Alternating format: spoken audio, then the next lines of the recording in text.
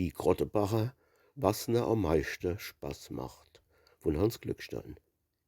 Ein mächtig großer Summerhut mit Bänder vom Meter, e Schirmchen für die Sonneglut und schöne seidene Kleider, e Duftkrawettchen noch dazu und blitzeblanke Schnallenschuh, a goldne Uhr, ein schöner Ring, e Brosch mit Stäbequetsche, ver um de Arm e blitzend Ding, ver um de Hals e Ketsche, a Gärtelschnall, a goldne Spang, ein Hermelin 2 Meter lang, e lustig Lied, e Geig dazu, do wird sich drum als gerisse.